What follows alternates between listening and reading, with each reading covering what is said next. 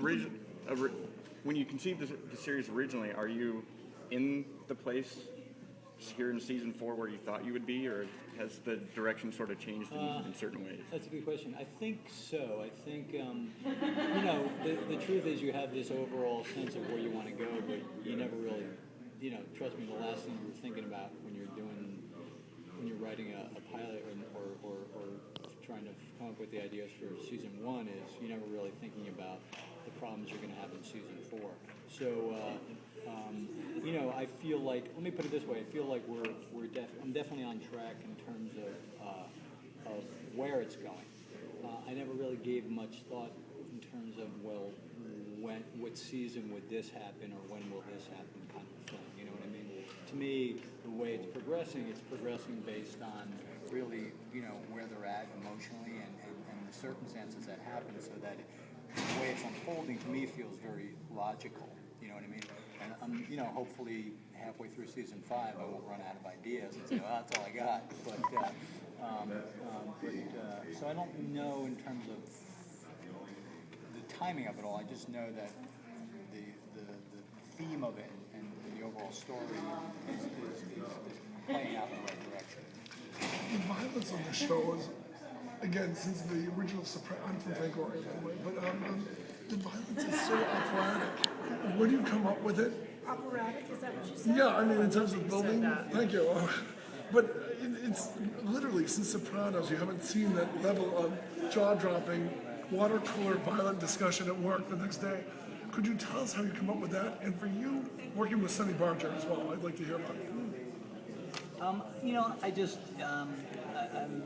To me, that's the fun stuff, you know what I mean? And the fact that I got to do a lot of that on The Shield and get to do more of it on this show. It's just, it's just my sensibilities, and it's the kind of stuff I love to do. And the trick is always running up to it so that it feels organic and that it can be, it's definitely, sometimes it's definitely absurd and over the top, but if you ground it in the reality of character or at the very least circumstance, then you kind of get away with it, you know what I mean? So I feel like, we've pretty much gotten away with everything we've done so far, in terms of at least rooting it, Sonny, I just know he's a fan of the show, and I've met him through friends, and he's a sweet guy. He's a really sweet guy. Is he coming back? Loves his horses. Yeah, Rides Is he coming horses. back or is that to be determined? But Kitty, did you like him? I think we may try to get him back. Obviously he's in prison, but I think if I do, I'll probably point it towards the end of the season. You know what I mean? But I've talked to him about it, and he definitely would like to come back. So I think he had fun. Yeah. It's a great job. June Stahl was such a great nemesis. Did you ever think about, okay, maybe I don't want to kill her off? Who's that? June. June, after that arc played out and she ultimately, had her lover killed, there's just no place else to go. She eventually had to go, yeah. She was just, she She crossed wasn't that. supposed to stay as long as she did, actually. Yeah. I mean, that's She all. did such a great job. Ally Walker is such a great Oh, she was great. particularly in that role. Yeah, she did great. That moment was Yeah. amazing too. That Yeah. wasn't amazing. Oh. That was And Ryan Hurst was great in that moment. Great. Yeah, that character was really, it was after I killed off Cone, which I knew I was going to do. I knew I was going to have that, the first time we saw Jackson Terra hooking up was going to be a dead body right next to it. And so I knew I was going to do that. I'm just a romantic. Just a romantic at heart. So it was really about, I needed to address that issue to bring in somebody, from ATF and play that out. And, she just came to play and brought so much to the character. We had this notion of having her be a little bit over-sexualized, and it would be interesting to see a woman who had some more, had some traits you would normally see in perhaps a man in that role, and we just, had just a little bit too much spunk, and then she just, she did such a great job, and it really,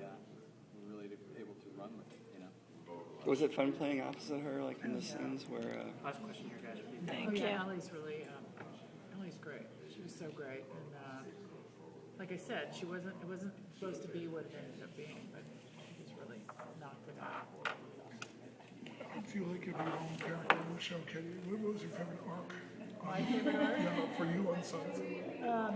Well, certainly season 2, when she had to hold that secret for the entire time. I thought that was such a clever, it was such an interesting way to deal with that situation. It made so much sense, being who she is, and that her higher purpose is to protect her family, and knowing that giving up that secret would sacrifice the higher good. It's like, it's what's best for the group.